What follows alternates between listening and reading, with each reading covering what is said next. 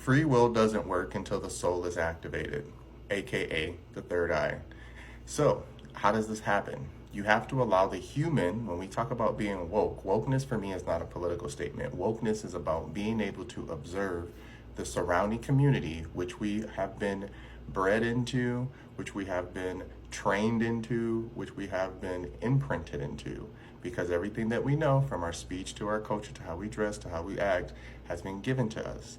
If we were just born out into the wild like every other animal and abandoned by our mother so that she can go off and do her thing, and we just figure out life like a lot of species do, then we could say our beliefs are much stronger in what we say we know.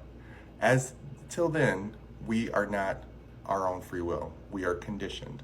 Free will happens when you recognize that, yes, I have all these elements that have been given to me and I've been conditioned to do. So when people say, well, I've always been this way, or I have a temper, or this is just how it's always been, I've always been a people pleaser. Okay, those are states of being that you've been conditionally given or you've been conditionally trained to be.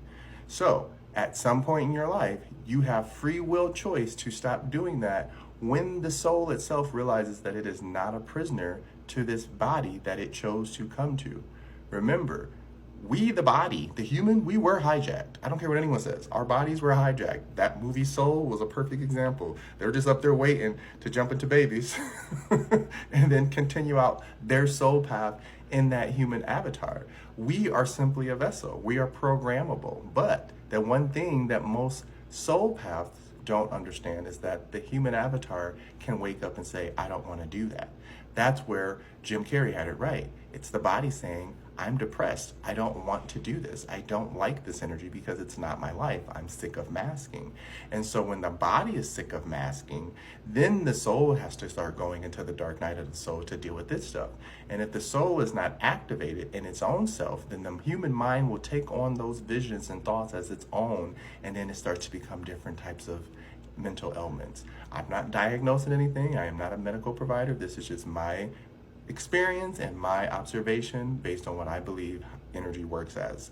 It works as simply going from one vessel to the next. And if we understand that that's how it works, then we know that most energy that works through us does not belong to us. We as the human have to create the momentum, which is masculine energy, to then go out and either make something happen or make something not happen. Again, not doing something and doing something is the same as an action because it's causing either flow or resistance. So depending on what the situation is, let's say everybody wants you to come out and you don't want to come out. Not because you have a reason to go out beyond you just don't feel like it. That's your reasoning. It's going to create resistance, but so what? You're doing nothing. It's creating action for other people to feel a certain way, think a certain way. So be it. It is what it is. Vice versa, do it the same way with that example. Free will comes in where we're deciding what works best for both the human and the soul. The soul is what gives us quick inspiration. It is tapped into source. It knows things that we don't know. It's the aha moments. It's the imaginations. It's the dream realm where I believe the soul resides when we go to sleep. We can call it many different things. I am just another human trying to provide answers to this life. I don't have them. I am just observing them and telling you what I see. And if you agree, you agree. If you don't, you don't. But I like to create answers for myself so that I understand what's going on. So what I had to learn how to do on this journey of spirituality and free will was remember that the soul is not perfect. The soul is not omnipotent. It does not know more than you. It has lived more lives than you and more cycles of lives. But remember, the soul came back because it didn't complete something. So that means the human avatar has the choice and right and free will to participate in that journey. And if they align with their visions and say, yes, I can see myself doing that, or I don't know, but I'm open to trying that, as long as, again, it's done with a place of divinity and not ego. Remember, the soul and the human body have ego. They are created together because one has to believe it enough to exist in it and the other one has to go out and make it be real. So that's why I say distortion when it comes to personalities and perceptions of life. You can be a really good person, but have a really distorted perception of life.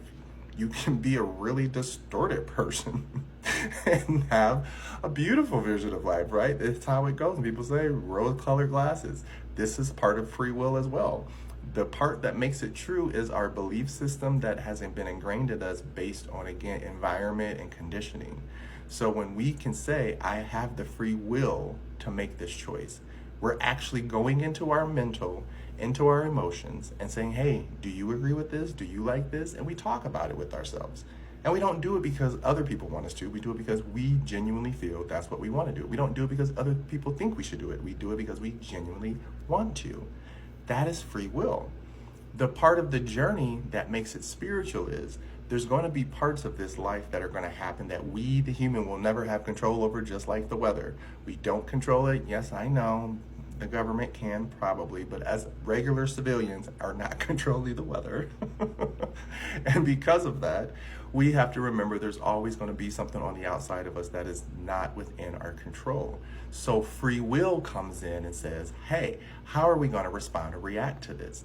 This is where emotional intelligence comes in, because if you are putting yourself in situations where you're using your free will correctly and aligning it with discernment, then the body will allow itself to trust the soul, and vice versa, when they're talking to each other. When you're having this gut feeling about something, but the mind's like, nah, I don't know. That disconnect comes because you're not taking the time to trust your free will.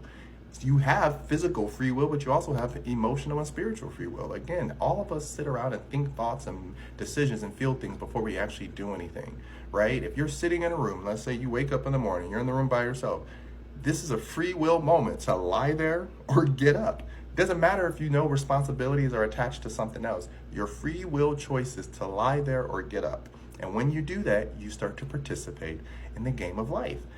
You don't really have much say in how life is going to treat you, but you do have say in how you're going to respond, react, and again, interact. So when the soul has an idea, this comes from a place where I say, it feels urgent, but it has no receipts. And I'm like, you're trying to get something done that I don't need to get done right now. Like, me as the human, I'm good. I know everything is fine. So that's a you thing. And I say this to myself. And then in that moment, I literally go into a deep reflection. And I'm like, yeah, that was a spiritual moment where I can connect it to this and that and this part of my family and this part of, society. And that's just how life works. Every individual is some level of a plug-in for the universe to receive and give messages to. You just have to choose to plug yourself into that wall. You can unplug at any point in time. This is all a game. It's just a choice of a game. Some people choose only the human game, where it's, why is this happening to me? Everything is bigger than me. Everything is greater than me. I don't understand. The soul is, I am great. I am amazing. I do know who I am. I do know what I want. Why are they holding me back? Why are they hiding me? So this is where these two conflicting emotions happen a lot in humans, where they're like, why do I feel like this one way, but then I really think this way? Because these are energies trying to complete a cycle together. The higher self that we talk about is spirit. Spirit to me is an energy that invigorates us, like happiness and excitement and things that is like, oh my gosh, I mean, you can have a higher spirit that is revenge. You can have that, but again, question what type of revenge spirit that is, and question, why do you be that vessel for that type of energy? Because we can be born into revenge, but you can also take yourself out of it by using your free will and discernment. If you decide to live that legacy and replicate it, which a lot of families do with ignorance and other stuff, that's where you start getting ancestor trauma. And that's where you have to be like, oh, can I heal this cycle? Again, that's a free will choice. Anytime you, the avatar, does something different than anybody in your timeline, you're healing a cycle. Even if it's not what everyone agrees to, because you're creating space for energy to flow. And energy, when it comes to spirit, needs options. That's why free will is important, because it allows us to then discern when we want to interact with this journey. It's not a hard thing to decide, but it is a hard one to just do. I don't know. I love you. I hope that one makes sense.